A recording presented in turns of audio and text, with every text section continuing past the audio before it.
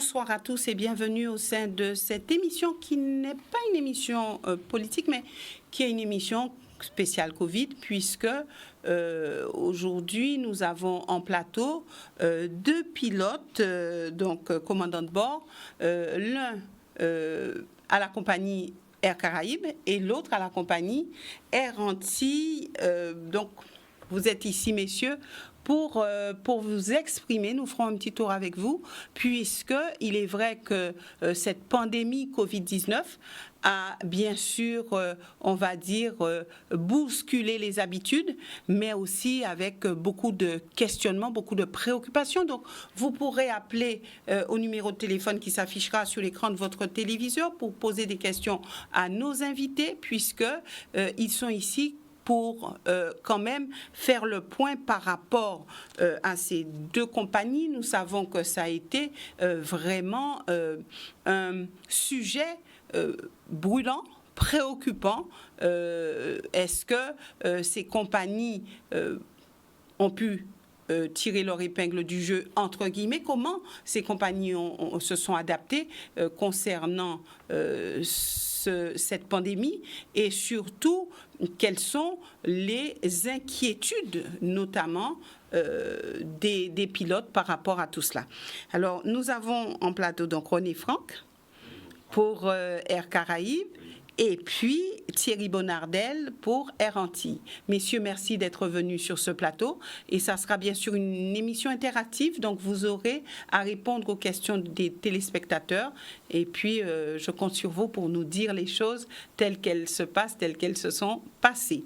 Alors tout d'abord avec vous, René Franck, alors, de manière globale, et là, enlevez un petit peu votre casquette de pilote, comment avez-vous, on va dire, géré cette crise Covid-19? Est-ce que lorsque vous avez entendu parler de cela, tout de suite vous vous êtes dit, bon, ben, on aura des difficultés, on aura des problèmes ici en Guadeloupe, ou est-ce que, bon, vous vous êtes dit, les choses vont se passer, vont se tasser? Je pense que j'ai fait comme tout le monde, j'ai pas pris ça en sérieux. Ah. Voilà. Quand on a entendu on a entendu l'histoire du Covid en Chine et puis en Italie, et puis quand ça a commencé avec la croisière, ça a commencé à être sérieux, et c'était déjà pratiquement trop tard. C'était entre l'histoire de la croisière et le confinement, je crois qu'il y a eu 15 jours au maximum.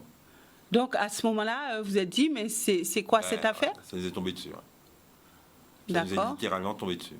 Ouais.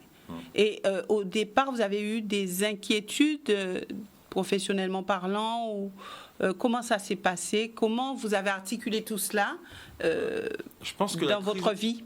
La crise du Covid pour le transport aérien, et dont je suis un acteur, c'est ce qu'il y a de plus terrible en fait. Un virus qui se transmet de personne en personne. Voilà, pour tout ce qui est transport, c'est dramatique. Moi, de point de vue personnel, bon, je suis resté à la maison, j'ai regardé CNews comme tout le monde, j'ai regardé Canal 10, et puis voilà, c'est passé. Mais au niveau professionnel, là, c'est pas la même. Hein. C'est pas la même du tout. Donc, et les difficultés, elles sont devant nous, elles sont pas derrière nous. Derrière, on était confinés chez nous tranquillement. Là, les vraies questions vont se poser. Hein. Est-ce que les passagers vont revenir? Si oui, comment on va les accueillir? Il y a beaucoup de questions qui se posent au niveau du transport aérien actuellement. Oui, ben justement, on va les aborder, et puis on verra un petit peu comment est-ce que vous arrivez à gérer tout cela.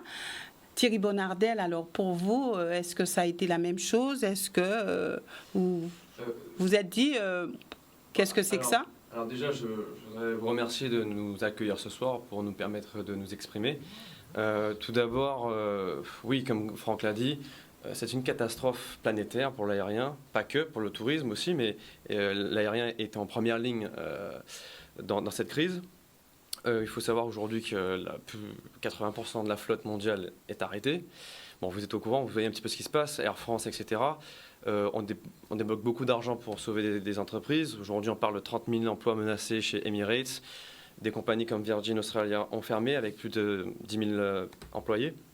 Donc oui, il y a une véritable inquiétude sur notre secteur d'activité. Et je parle de manière un peu plus large sur le tourisme en général, parce que nous sommes le premier maillon, mais demain, si nous tombons, c'est toute une chaîne qui va disparaître. Alors nous sommes des pilotes, mais nous représentons aussi du personnel. Air Antilles aujourd'hui, c'est plus de 300 salariés directs. si on devait compter toutes nos escales, etc., on est plus entre 600 et 700 personnes qui sont directement impactées aujourd'hui si la compagnie devait disparaître. Et comme je vous le disais, si on devait considérer les hôtels, les restaurants, etc., on touche vraiment des dizaines de milliers de personnes.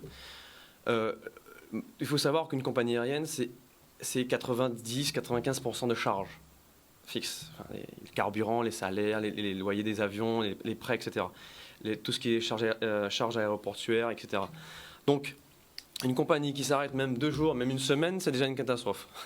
Et Franck pourra me confirmer. Donc aujourd'hui, quand on a vu arriver cette pandémie mondiale, avec des confinements qui ont duré ce qu'ils ont duré, c'est-à-dire presque plus de 2 mois quasiment, évidemment, quand on sort du confinement, nous, en tant qu'acteurs de l'aérien, on sait que c'est déjà une catastrophe annoncée, qu'il va y avoir de la casse. Ouais. Nous avons la chance... Alors, quand vous dites qu'il va y avoir de la casse, expliquez-vous. De la casse sociale, essentiellement. Non, mais il va y avoir de la casse, c'est-à-dire qu'une compagnie qui est restée plus de 2 mois sans voler, déjà, même si elle devait reprendre son activité à identique qu'avant la crise, elle aurait déjà eu beaucoup de difficultés. Aujourd'hui, notre gros souci, c'est que nous n'avons pas de visibilité. Aujourd'hui, on a appris ce soir, ça y est, le préfet a réouvert les liaisons entre la Guadeloupe et la Martinique, donc les liaisons aériennes, sans quatorzaine. C'est déjà une belle avancée, puisque nous avons été avec Franck en début de semaine à la sous-préfecture pour dire notre désarroi, puisque nous n'avions pas de visibilité, à l'échelle régionale en tout cas, entre la Guadeloupe et la Martinique. Il faut vraiment relancer les vols entre la Guadeloupe et la Martinique. C'est pour nous un signe fort, si vous voulez, du redémarrage de notre activité. Donc ça, c'est une première étape, aussi pour Saint-Barth et Saint-Martin. Mais voilà, aujourd'hui, il faut savoir que je parle pour Air Antilles, parce qu'Air Caraïbes, il y a le régional mais le long courrier. Mais sur notre activité Air Antilles, qui est 100% régionale, ces destinations représentent peut-être 20% de notre réseau et de nos destinations. Aujourd'hui, nous allons partout dans la Caraïbe et malheureusement, l'angoisse, c'est de se dire on ne sait pas quelle frontière va être réouverte et à quel moment. Donc voilà, c'est pas... En fait, c'est pas simplement, on nous aurait dit, voilà, vous allez passer 2, 3, 4 mois durs, mais après, on sait que ça va repartir. Aujourd'hui, la grosse inquiétude, c'est qu'on ne sait pas quand notre activité va pouvoir reprendre normalement. Alors, je vais m'adresser à René Franck pour qu'on puisse savoir aussi au niveau d'Air Caraïbes comment ça se passe, mais quand est-ce que notre activité va reprendre normalement, j'aimerais vraiment revenir dessus parce que apparemment la normale n'est pas encore envisagée, en tout cas dans toutes les décisions qui sont prises au niveau du gouvernement. Pour Air Caraïbes, est-ce que l'inquiétude est la même? Oui, notre actionnaire principal, M. Jean-Paul Dubreuil, nous a demandé de faire un effort de 10% sur notre masse salariale, autant sur le secteur régional que sur le long courrier. C'est-à-dire 10% de votre masse salariale? Donc sur le secteur régional, ça représente un peu plus de 2,5 millions. Et sur le long courrier, je n'ai pas les chiffres exacts, mais je peux parler en tant que délégué syndical du régional. Donc il nous a demandé de faire un effort sur ce montant-là. Donc nous avons commencé à travailler depuis le 9 mai. On continue. Aujourd'hui, on arrive pratiquement à la fin. On arrive au jour où ça fait mal, hein. On approche de la signature. Il faut savoir qu'Air Caraïbes, c'est un groupe familial, hein. C'est le groupe de M. Jean-Paul Dubreuil, qui en est actionnaire à plus de 95%, je crois, si je ne me trompe pas. Et donc, M. Jean-Paul Dubreuil nous a demandé de faire 10% d'économie. Donc, comme je l'ai dit aux collègues précédemment, eh bien, M. Dubreuil a demandé de faire 10% d'économie. Eh bien, on fait 10% d'économie, c'est comme ça. Qu'est-ce que ça implique? Alors, essentiellement, dans l'aérien, les salaires sont essentiellement composés d'une partie fixe et une partie variable. Donc, on essaie de maintenir au maximum la partie fixe, parce que la partie variable est liée à l'activité. Et ni la direction ni nous n'avons de visibilité sur l'activité dans les prochains jours, dans les prochaines semaines. On peut dire, on espère que mi-juillet, on aura retrouvé au moins une activité cohérente sur le secteur régional, que ce soit pour nous ou pour Air Antilles. Mais en attendant, il faut y arriver. Et donc, on travaille, ça avance. On travaille pour diviser un peu les primes. Malheureusement, ça fait mal aux collègues. Diviser les primes. Diviser, oui. Ça représente quoi? 10%. Ça représente quoi? Ça représente 10%. Alors, faut que je vous donne un exemple. Personnellement, ici, je m'en suis battu toute cet après-midi pour ça. Je considère que en dessous de 2000 euros, il ne faut pas toucher au salaire des gens. Moi, je considère, c'est mon avis personnel, en dessous de 2000 euros, il faut éviter parce que la vie est chère. Donc, on a essayé de trouver une formule qui protège au maximum les petits salaires. Donc, les 10% sur la masse salariale, elle a été plus prise sur les cadres et sur les pilotes et un peu moins sur les personnels au sol. C'est normal, on gagne un peu plus d'argent qu'eux et c'est normal que vous fassiez l'effort. Mais voilà. Par contre, là où ça bloque un peu, parce que ça bloque toujours un petit peu avec la direction, on leur a dit, écoutez, vous nous proposez de faire un accord de performance. Nous en sommes conscients, nous en sommes d'accord, et nous ne discutons pas du tout. Notre actionnaire a fixé la barre à 10%. Ok, d'accord. Donc c'est un effort que vous pouvez consentir. Oui, qu'on y prend, vaut mieux perdre 10% sur son salaire que d'en perdre 100%. C'est une logique même. Parce que là, on parle quand même de plan de licenciement. Notre actionnaire a dit on fait un plan de performance, de retour à bonne fortune, hein, mais ça s'appelle un accord de performance. Et cet accord de performance, le préambule, on licencie personne en CDI. Ça, c'est le préambule. Moi, je m'engage, patron, je licencie personne. En contrepartie, vous faites un effort de 10%. Moi, je dis, OK, d'accord, on fait l'effort, vous ne licenciez pas, on est d'accord. Mais moi, je dis, il manque quelque chose. Parce qu'il faut donner un espoir aux salariés. Il faut que le salarié, il comprenne. Parce que garder son travail, c'est pas suffisant. Parce qu'une fois que la crise sera passée, l'effort qui a été demandé, c'est sur 2 ans et demi, c'est-à-dire jusqu'à décembre 2022. Et je n'ai même pas parlé du gel des salaires. Mais donc, on doit faire un effort. Donc, on vous a demandé... Oui, mais c'est tout à fait normal. Madame Boissé, ça ne me choque pas. La société a été là quand ça allait bien. On a un dialogue social. Moi, j'ai 26 ans de boîte. Je dois avoir 20 ans de syndicalisme. Le dialogue social avec la direction actuelle, il est, je ne vais pas dire au beau fixe, mais on s'entend, on se parle, on se répond, on se comprend. Ils nous ont demandé 10%, on est d'accord. Mais on dit, nous, c'est SNPNAC, les pilotes, trouvons un système où le salarié s'y retrouve. C'est-à-dire qu'au bout des 2 ans et demi, le salarié se dise, j'ai gardé mon emploi, mais j'ai fait quelque chose de bien. Donc, trouvons cette synergie. Donc, c'est ça, c'est la petite cerise sur le gâteau. On a encore jusqu'au 28 mai pour la trouver, cette petite cerise sur le gâteau. Moi, j'ai des idées. Je peux les citer très simplement. J'ai une idée toute simple. Et là, c'est un appel que je lance à la population guadeloupéenne, la population martiniquaise. Nous avons été confinés pendant 2 mois et demi. On nous a mis sous cloche, on nous a proposé protéger du virus. Bien, c'est fait. Maintenant, c'est terminé.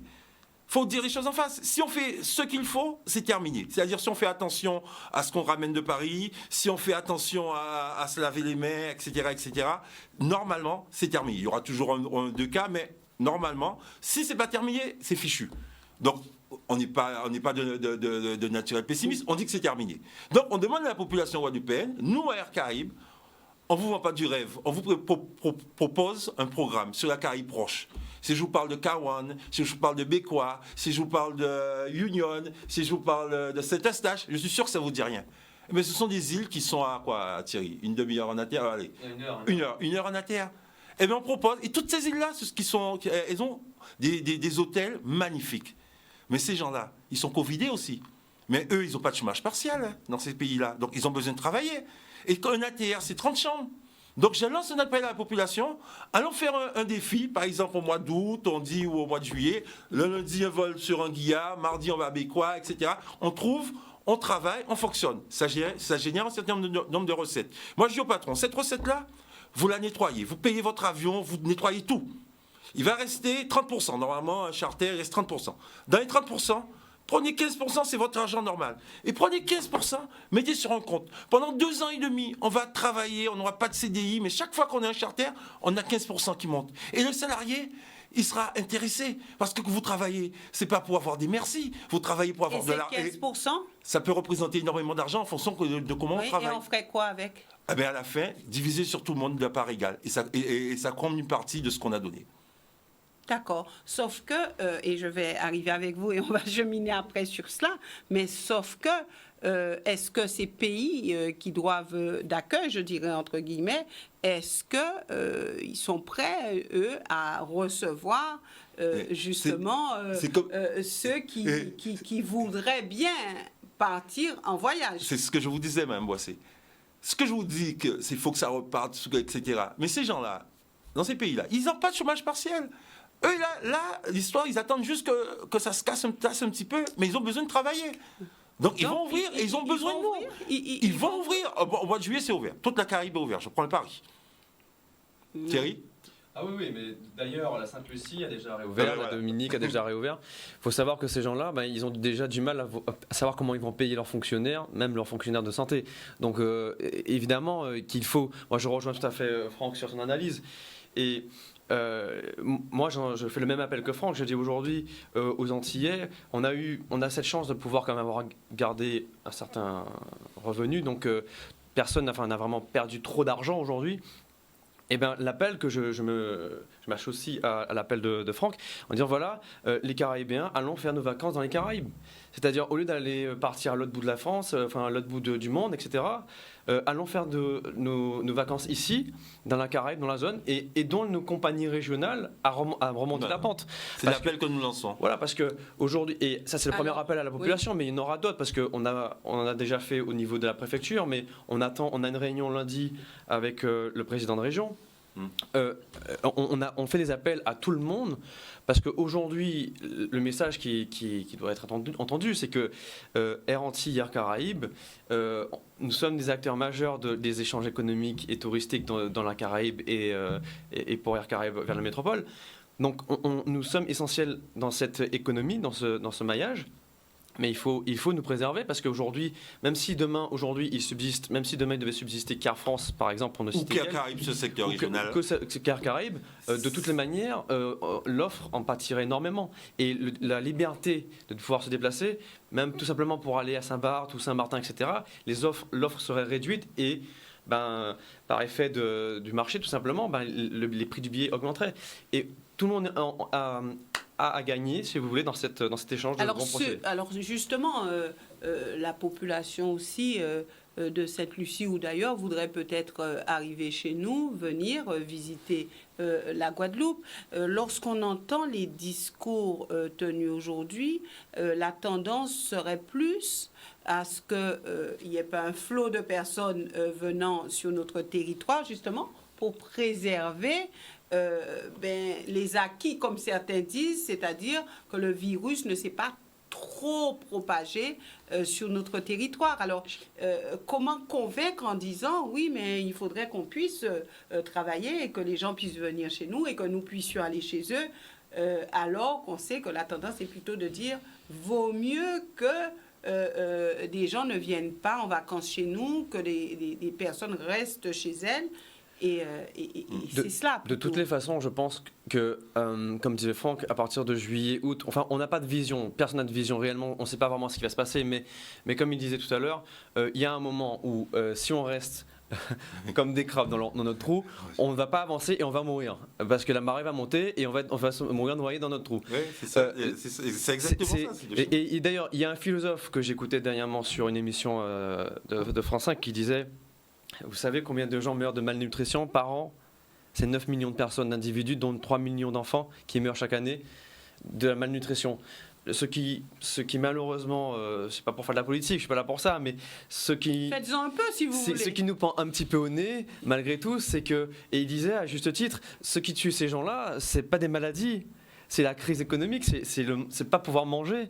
Et est-ce que la crise économique qui va toucher nos régions, peut-être que nous, en Guadeloupe et Martinique, seront peut-être certainement mieux protégés, mais au niveau local, régional, cette crise, elle va faire mal à beaucoup plus de monde que. Alors oui, il faut préserver notre santé, mais comme disait Franck, si nous respectons les gestes barrières, que les avions sont désinfectés, et c'est déjà le cas puisque nous opérons déjà des vols de DSP, Air Caraïbes sur Saint-Martin et nous sur Saint-Barth et les Marais Galantes. Écoutez, si on continue à faire ce qu'on fait aujourd'hui, c'est-à-dire mettre des masques, etc., oui, il y aura peut-être des petits foyers qui vont réapparaître, cela, mais est-ce qu'on est prêt à tout sacrifier pour ne pas attraper ce virus qui, je rappelle quand même, est un virus où on guérit dans 99% des cas. C'est-à-dire que c'est la population qui est touchée qui en meurt, malheureusement. C'est toujours très triste. Je le mets bien sûr à son... Je dis que toutes les morts de cette maladie, c'est vraiment un drame. Mais je me pose la question, aujourd'hui, on ne peut pas continuer à vivre comme ça. D'ailleurs, tout le monde, les politiques aujourd'hui, pourquoi il y a le déconfinement en France, c'est qu'on ne peut pas continuer à vivre comme ça l'économie, parce que notre système de santé dépend de notre économie.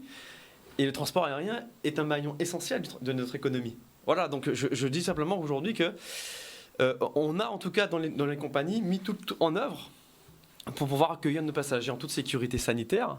Et voilà, aujourd'hui, Sainte-Lucie, il n'y a plus de cas. Il n'y a plus de cas. Tout le monde est guéri, il n'y a plus de cas. Dominique, pareil. En Guadeloupe-Martinique, c'est contrôlé aujourd'hui. Oui, effectivement, il faudrait réouvrir au fur et à mesure, etc., avec les procédures sanitaires, mais on ne peut pas continuer indéfiniment à rester dans notre... Alors justement, l'échange est vraiment intéressant, mais alors avec toutes les procédures mises en place, alors masque, mais aussi, oui, il y a la distanciation physique. Oui. Alors, est-ce que au niveau des compagnies, donc, vous n'aurez pas à faire des rotations quelque part à perte, puisque moins de personnes dans les avions? Non. C'est-à-dire que nous, au niveau des compagnies aériennes, donc dans l'avion, tout le monde est masqué. Et au moment où ils montent dans l'appareil, ils se lavent les mains avec un gel hydroalcoolique. Voilà, parce que, donc le seul problème, c'est la distanciation physique. C'est-à-dire les gens, ils sont dans un avion, madame, bossez, pour qu'il soit rentable, il faut qu'il soit rempli à 80%.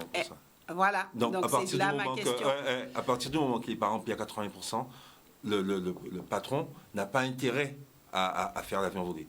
Alors, et donc c'est pour cela que malheureusement, on doit s'affranchir, on essaye de faire attention, on doit s'affranchir des règles de distanciation parce qu'il faut remplir l'avion pour qu'il puisse voler. Parce que l'État ne va pas vous compenser la perte si vous mettez un passager sur deux. Donc, qu'est-ce qui va se passer? Vous allez doubler le prix du billet? Alors, il y a un argument aussi, il y a cet argument-là, mais il y a aussi un autre argument, et le ministre des Transports, quand même, qui est aussi un ancien pilote, l'a dit assez justement. On veut souvent comparer dans les médias, oui, pourquoi l'avion? Parce qu'aujourd'hui, il n'y a pas de distanciation physique dans les avions. Aujourd'hui, un avion peut voler plein du moment que tous les passagers ont leur masque. Aujourd'hui, c'est ce que dit le ministère des Transports. Et il y a une petite querelle qui dit, voilà, pourquoi est-ce que le bateau, le train, etc., eux, il y a une distanciation, pas l'avion. C'est pas pour faire du préférentisme, c'est simplement que le système de climatisation de l'air dans les avions est un air qui, si vous voulez, est recyclé, voilà, qui est dynamique, qui vient des moteurs et qui ensuite qui est enlevé, enfin qui est évacué de l'avion. Donc il rentre par le haut, il sort par le bas, et il est renouvelé toutes les 3 minutes, 3 à 6 minutes en fonction de l'avion. Donc si vous additionnez à cela le port du masque et les gestes donc barrières avec le gel hydroalcoolique, etc., plus il y aura certainement, et d'ailleurs ils en parlent beaucoup, le test de la température avant de monter à bord, etc., le risque de contagion dans un avion sera minime. Voilà, donc il faut aussi rassurer la population là-dessus, c'est que c'est pas juste pour faire du fric, c'est-à-dire qu'il y a un moment, si on ne pouvait pas le faire, les autorités sanitaires ne nous auraient pas permis de le faire, et simplement l'aérien, on aurait dit l'aérien c'est fini. Si on peut plus, parce que comme disait Franck très justement, si l'avion n'a pas un certain pourcentage de remplissage, il n'est pas intéressant, ou alors le prix double. Voilà, si on veut une distance, si à ce moment-là, le prix double ou triple, et donc il n'y a plus de raison le trafic va s'effondrer de par lui-même. Voilà. Nous reviendrons avec vous d'ici quelques instants, puisque nous marquons une courte pause et nous poursuivrons sur cet échange et certainement avec des appels de téléspectateurs. À tout de suite. Il n'y a pas d'eau.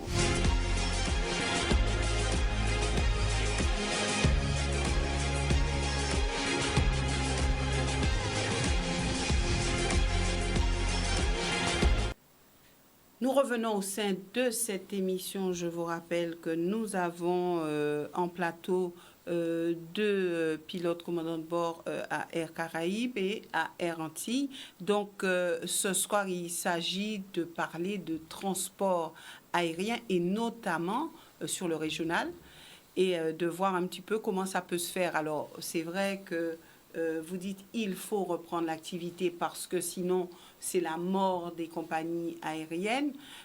Il s'agit surtout de convaincre cette population pour qu'elle puisse se sentir en confiance et justement pour qu'elle ait envie de voyager.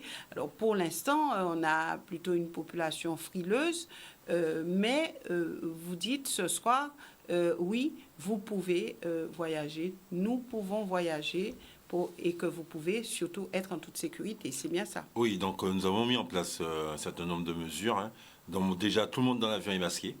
Donc on a repris les vols sur Saint-Martin. À la montée de l'avion, gel hydroalcoolique pour tout le monde. Et tout le monde est masqué. Donc, même les enfants même les enfants. Non, pas les enfants. L'air est... Enfin, je me suis dit, pas les enfants, mais les parents, ils masquent... Pour les enfants, c'est pas obligatoire, mais les parents masquent, ils arrivent avec les enfants masqués quand même, hein, dans l'avion. Ils arrivent avec les enfants masqués, mais c'est pas peu importe leur âge. Non, peu importe leur âge. Et comme j'en parlais avec Thierry tout à l'heure, on ne risque rien par rapport à l'air ambiant parce que c'est un air dynamique. L'avion, il vole, il capte de l'air et l'air circule et ressort. C'est un recyclage. C'est un recyclage, ouais, voilà. Donc, c'est actuellement aux Antilles. Je ne vais pas vous parler de long courrier, de Paris, etc. Mais je pense que sur du point de vue de Fort-de-France, etc., vous risquez rien. Voilà. Donc, on ne risque rien. Alors maintenant, vous dites qu'il faut peut-être élargir un petit peu l'offre. En fait, déjà, il faut qu'on se désintoxique. Parce que pendant 2 mois et demi, on a été intoxiqués. Il y a la maladie, il y a ceci, il y a cela. Donc ça, les gens, là, actuellement, ils sont très anxiogènes. Donc il faut que les gens comprennent que la vie doit continuer. Le virus, de toute façon, il y est et il ne va pas disparaître. Donc il faut commencer à apprendre à vivre avec le virus. À apprendre à faire en sorte qu'il ne se propage pas, etc., etc. Donc faire des gestes barrières. La vie a changé. Mais ce n'est pas pour cela qu'il faut arrêter de vivre. Vous comprenez? Donc il faut reprendre, parce que plus on se recovit, plus ça sera pire. Donc nous, et je répète... Alors surtout que les gens se disent, si je reste à la maison, ça peut pas être pire, puisque je suis protégée dans les 4 murs de ma maison. Pour moi, ça a été très dur les 2 mois et demi à la maison. Alors je ne sais pas si je pourrais faire ça toute ma vie à la maison. Donc voilà, donc, il faut vivre. Ouais. Le but, il faut vivre. Ouais. C'est une vérité. Il y a quand même une réalité. Bon, enfin, comme disait Franck, il faut vivre et apprendre à vivre avec le virus, c'est une évidence en ces temps compliqués, tant qu'on n'a pas de vaccin en tout cas. Et nos habitudes ont changé. Mais je rejoins tout à fait Franck. Nous devons continuer à vivre normalement et si vous voulez, c'est primordial pour nous tous aussi, pour notre santé. Pour gagner le virus, parce que oui, est-ce que pour notre santé mentale, parce que je veux dire, au bout d'un moment, il est en train de gagner. Oui, vivre enfermé, ça va pour un moment, ça nous rassure, mais au bout d'un moment, je pense que tous les psychiatres et les psychologues vont être d'accord, c'est qu'au bout d'un moment, l'être humain n'est pas fait pour être enfermé.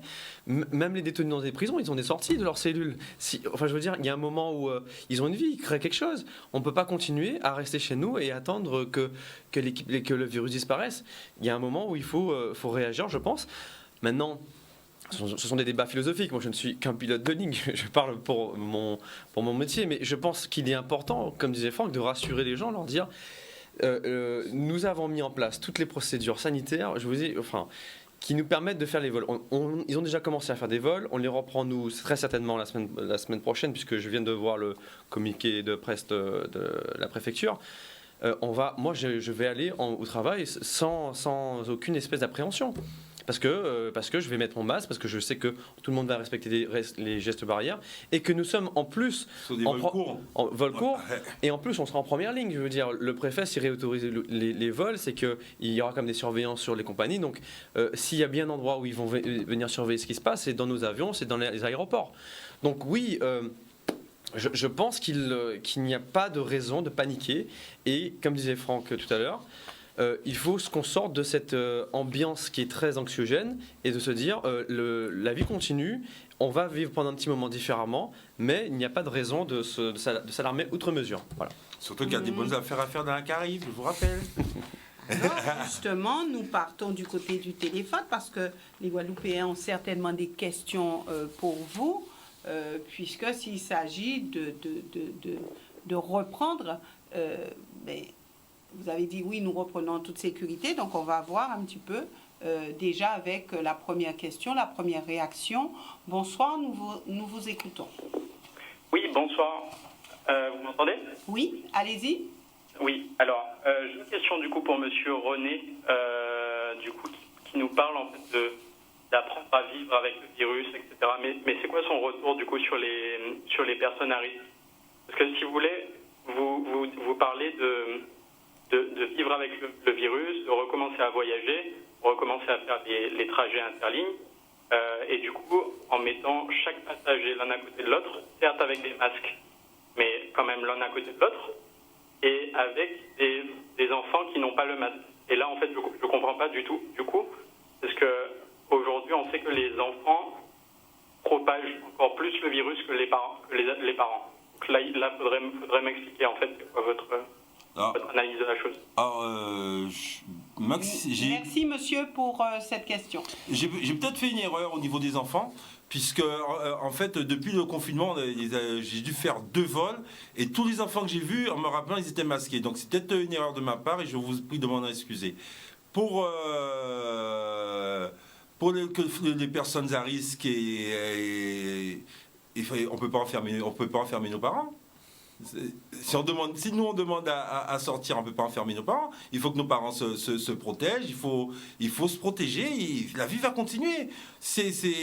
On nous a fait peur et on a eu peur. Il y a peut-être avec raison, peut-être avec exagération, mais force est de constater qu'il faut que la vie reprenne. Puisque si, nous là on parle pour notre paroisse, compagnie aérienne, il faut voyager, mais le coiffeur, il a besoin que les gens viennent se coiffer les cheveux, il faut que le tissu économique reparte. Si le tissu économique ne repart pas, c'est clair, net et précis. Le nombre de victimes dues au virus, il va doubler, il va tripler, et ce ne sera pas des gens qui seront morts d'insuffisance respiratoire. Alors c'est vrai que vous dites oui, on a fait peur aux gens avec tout ce qui circulait sur les réseaux sociaux, etc. Mais il y a les chiffres qui ont été avancés au niveau des décès. Je vous parle des chiffres, madame. Je vais vous parler des chiffres par rapport à la Guadeloupe. Vous faites un rapport, on fait un postulat que nous sommes 400 000 habitants et qu'en France, ils sont 60 millions. Au plus fort, donc il y a un rapport de 15. C'est ça, Thierry? Je te crois. Oui.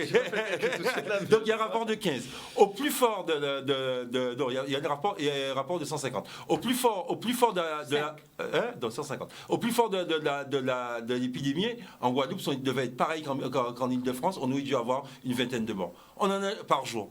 On n'en a jamais eu plus de 1. Donc le virus par jour. Hein. Au total, je crois qu'il y a combien de morts au total 13 ou 15, je sais pas. 13 depuis le 15 mars. Depuis 10 semaines. Il y a 15. Voilà. Au lieu d'avoir 20 morts par jour, il y avait une épidémie en Guadeloupe, on en a eu 15 en 10 semaines. Voilà la vérité des chiffres. Vous voulez parler des chiffres? Voilà. Si vous voulez parler des chiffres, on parle des morts. Les morts, on ne peut pas les cacher. Oui, on ne peut pas les cacher. Voilà. Donc si on parle des chiffres, les décès de personnes je ne dis pas qu'il n'y en a pas eu, oui. Je ne dis pas le contraire. Je vous dis que si on parle d'épidémie, de rapport, de chiffres, les chiffres, ils sont têtus. Si vous faites un rapport par rapport au nombre de personnes, d'habitants, normalement, au plus fort d'épidémie, on aurait dû en avoir 20 par jour. Par jour, vous dites? Ça fait quand même un peu beaucoup pour notre population. Eh bien, d'accord. Non, je dis que les chiffres, ça fait un peu beaucoup. On devrait rapporter peut-être aux chiffres sur le plan, on va dire, de l'Hexagone et voir un petit peu comment on se débrouille. En tout cas, le virus en Guadeloupe, vous dites, il va falloir vivre avec. Alors ça, c'est une certitude pour l'instant. Il va falloir vivre avec, puisqu'on ne sait pas comment ça va évoluer, et vous-même, vous l'avez dit. Vous savez le risque, Mme Brosset? Oui. Il y a un risque. Le risque, il est identifié. Le risque, c'est que nous, en Guadeloupe, on a été confinés avant que l'épidémie se développe réellement. Donc, on a été protégés. Le risque, il existe. Le risque, ce n'est pas les Antilles. Le risque, c'est la métropole. Donc, il faut encore continuer à être confiné? Non. Maintenant, on ne peut pas être confiné. Il faut tester, protéger. Vous testez la personne avant qu'elle parte. Quand elle arrive ici, au bout de 3 jours, vous la retestez. C'est comme ça qu'il faut faire. Tant que l'épidémie, il n'y a pas d'autre solution. Nous repartons du côté du téléphone et je reviendrai avec vous par rapport à cela. Bonsoir, nous vous écoutons. Oui, bonsoir. Allez-y, madame. Oui? Oui, bonsoir. J'appelais, je voulais savoir quelles étaient les mesures qui seraient prises en fait dans le cadre des vols long courrier. J'ai fait un voyage Pointe-à-Pitre Paris vers la mi-mars et je dois dire qu'il n'y avait aucune mesure de sécurité, de précaution, tant au niveau de l'accueil, l'enregistrement des passagers, aussi même dans l'avion. Et là, j'envisage un vol d'ici 2 mois et dans le sens Paris-Pointe-à-Pitre et je voudrais savoir ce qui est prévu en fait au niveau sanitaire, enfin pour permettre de voyager en toute sécurité, enfin avec plus de sécurité, enfin au niveau des compagnies, Oui. au niveau de la Oui. première personne. Merci, madame, pour cette question. Ouais. Je reste en ligne. Alors, Tu vas être sérieux? C'est sur le courrier, donc. Ouais, d'accord. Donc, Non, mais il faut aussi, enfin, juste pour, il faut savoir qu'à partir, la dame parlait de mi-mars. Il faut savoir qu'à mi-mars, on n'était pas encore confiné, qu'il y a eu beaucoup de, on va dire, cafouillage et voilà sur ce qui s'est passé. Personne ne savait vraiment comment réagir. Donc voilà. Aujourd'hui, nous savons que si nous devons reprendre les vols, ça sera donc port du masque obligatoire à l'arrivée à l'aéroport. D'accord. Il faudra des attestations. Pour l'instant, d'après ce qu'on a lu sur le communiqué de presse, il faudra une attestation pour le déplacement. Et dans certaines îles comme la Sainte-Lucie ou la Dominique, ils demandent à ce que des tests soient faits avant de venir sur leur territoire. les tests. Des tests, bah oui, voilà. Non, je dis bien le test. Le test Oui, du d'accord. Covid-19, oui, tout à fait. Mais aujourd'hui, j'en parlais tout à l'heure, Sainte-Lucie et la Dominique ont réouvert leurs frontières pour les touristes américains, surtout nord-américains qui représentent une grosse partie de leur clientèle. Et ils ont demandé effectivement que les passagers viennent avec, donc soient testés avant d'arriver sur leur territoire et qu'ils aient également donc le test quoi? non, ils ont donc le test si vous voulez et voilà et qu'ils aient comment dirais-je ils aient fait une quatorzaine avant, mais je ne suis pas sûr de ça. Non, Mais bon, en tout cas, Il voilà. y a encore la quatorzaine. non, je suis pas sûr. Pas pour ces pays-là, je ne suis pas sûr, mais il y a effectivement le test avant de venir, et voilà. Donc, mais ils ont besoin de cette activité-là, ils en ont besoin, nous aussi on en a besoin. Donc aujourd'hui, si vous voulez, la question c'est de se dire, rassurez-vous, tout ce qu'on aura besoin pour pouvoir assurer la sécurité des gens dans les aéroports et dans les avions sera mis en place. Aujourd'hui, on a plus de recul sur la situation et sur le virus. Voilà. D'accord. Pour le long courrier, Alors, manque. d'ici quelques instants, nous allons cumuler avec une autre question. Bonsoir. Allez-y. Allez-y. Voilà, cette personne a raccroché. Alors, pour le long courrier, c'est vrai Non, que c'est-à-dire que c'est plus compliqué. Je préfère je pense qu'il va y avoir des guides de bonne conduite qui vont être édités par la DGAC et nous on va les consulter, ils vont être appliqués. Je ne peux pas parler de ceux que je ne sais pas. Vous, c'est vraiment axé régional. Ouais, moi c'est régional. D'accord. Nous repartons du côté du téléphone. Nous vous écoutons. Votre question. Allez-y.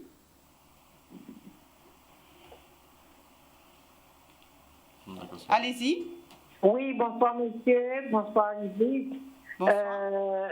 Non, c'est juste pour encourager les pilotes qui sont avec vous, parce que ce sont des personnes dont on a besoin pour relier les quelques kilomètres qui nous séparent, quel que soit pour la Martinique ou ailleurs, très rapidement et en toute sécurité, surtout concernant leur société, que j'apprécie énormément.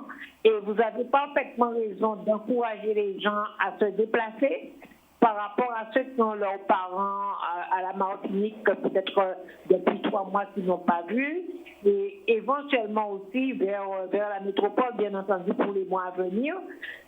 Mais par contre, juste une petite idée que j'aurais pu vous donner, et ça c'est sûr que ça va marcher.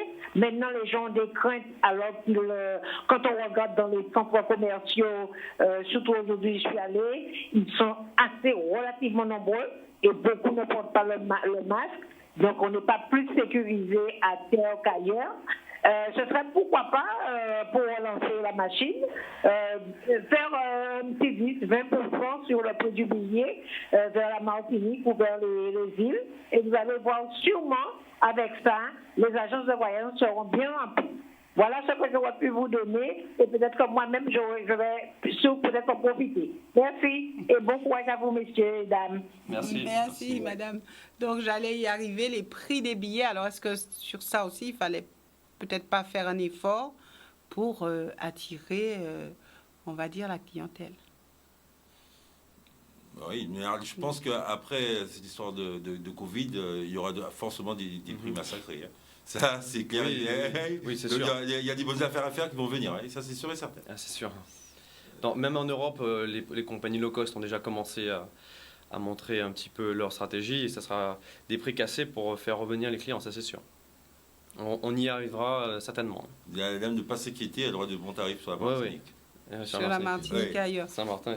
Donc, il s'agit pour vous de relancer, d'ouvrir aussi peut-être d'autres destinations Non, c'est sur la Caraïbe. Ce que je proposais, alors l'idée, après c'est une idée à creuser, que j'en ai parlé à mon directeur marketing et il m'a entendu, c'est d'essayer de dire on fait une semaine découverte, c'est-à-dire que en fait, un petit package non, c'est pas ça, c'est-à-dire que, un exemple, hein, c'est-à-dire que le lundi, c'est telle destination, le mardi, c'est telle destination, etc. Et la semaine d'après, on les ramène, par exemple. Voilà, c'est bon, mais il faut essayer de profiter pour faire découvrir la Caraïbe proche. Parce qu'on a des avions qui sont magnifiques, Air Antilles et Air Caraïbes, on investit dans des ATR 72-600 de toute dernière génération, tout dernier cri, et les avions sont parfaitement adaptés à ces destinations, quoi. Donc les laisser par terre, ça fait mal au cœur, et surtout pour le pilote. Oui, je comprends bien que vous prêchez un petit peu pour votre chapelle. Donc nous repartons du côté du téléphone. Bonsoir, nous vous écoutons. Oui, bonsoir. Oui. Voilà, je voulais intervenir d'abord pour féliciter ces deux salariés responsables qui ont pris cette initiative de défendre leur entreprise avant tout et également leur secteur d'activité économique.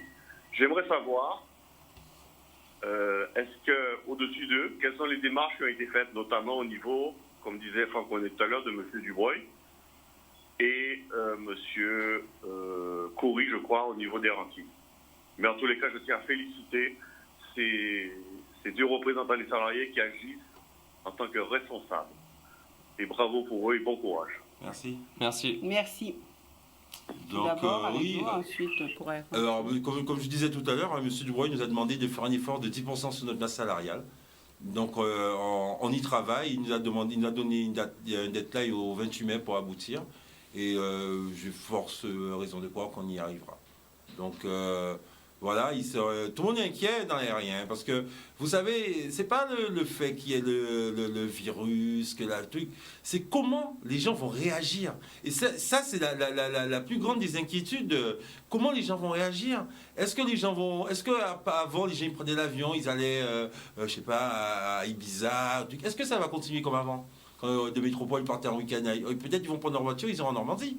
Donc vous voyez, les gens du transport aérien sont très inquiets. Par contre, nous, Air Antilles et Air Caraïbes, nous avons la chance. Nous sommes affiliés à un territoire, des Antilles françaises, qui est un territoire qui est quand même suffisamment fortuné pour pouvoir supporter deux compagnies aériennes. Donc, Air Antilles et Air Caraïbes, ils ont les atouts. Les atouts d'Air Antilles et Air Caraïbes, c'est notre population. Donc, nous, Air Caraïbes, et c'est ce que je dis, et ce que je redis à ma direction, il faut qu'on fasse plus de gestes pour notre population. Parce qu'on a un devoir envers elle. Il faut qu'on soit plus ouvert. Ce n'est pas simplement prendre le billet, l'argent des gens, les faire voyager. Air Caraïbes, pour une île, c'est une compagnie aérienne, pardon Thierry, une compagnie aérienne pour une île, c'est fondamental. Donc, et je vais vous dire quelque chose. Si jamais ça se passe mal dans le transport aérien sur les Antilles, sur les Guyanes, sur la Guyane, je ne pense pas qu'Air Caraïbes soit la première compagnie à disparaître.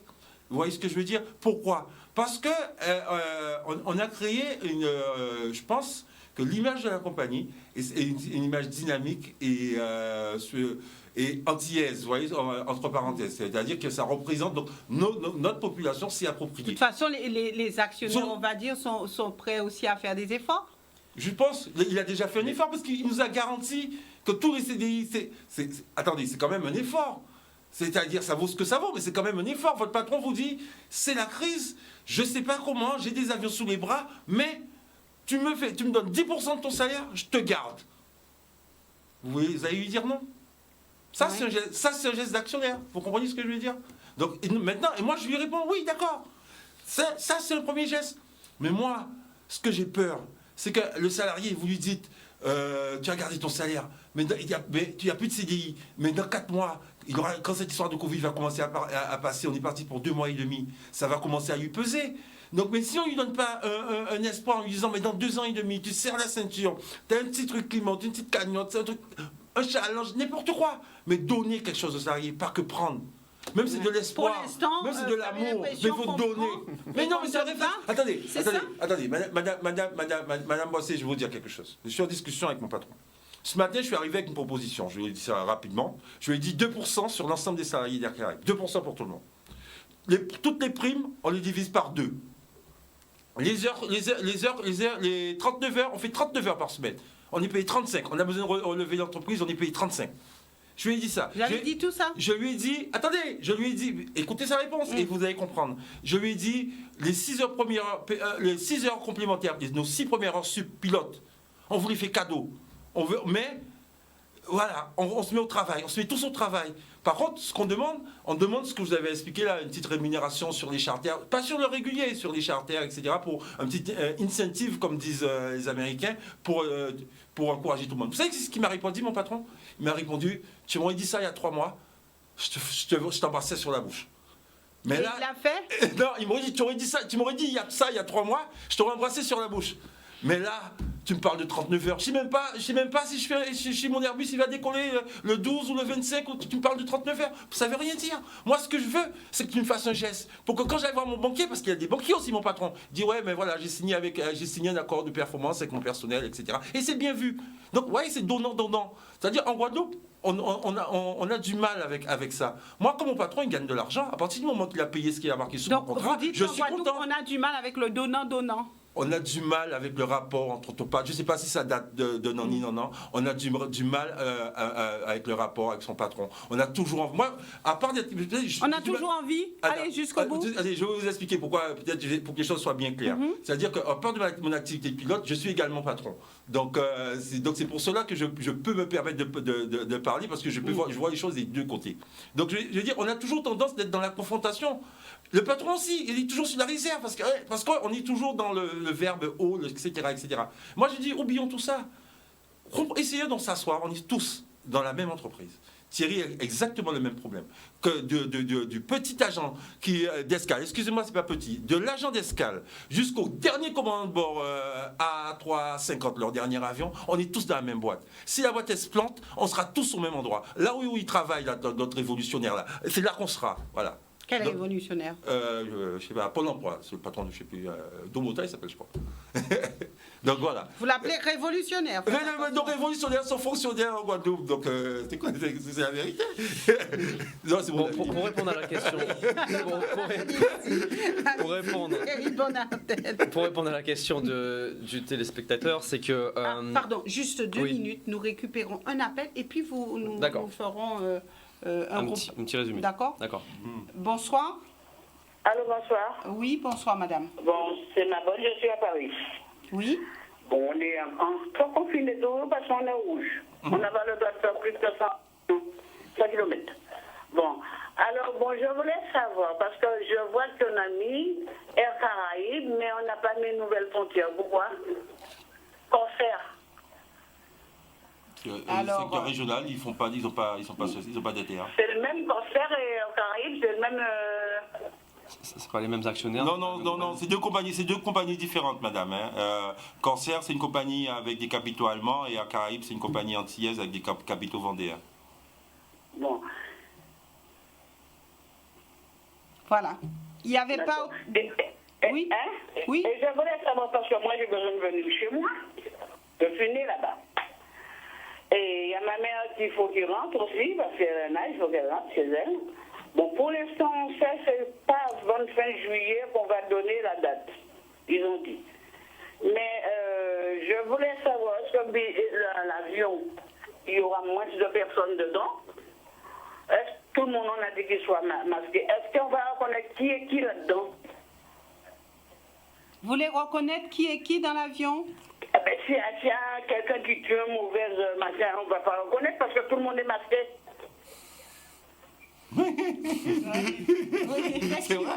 effectivement, madame. Bien. Juste remarque.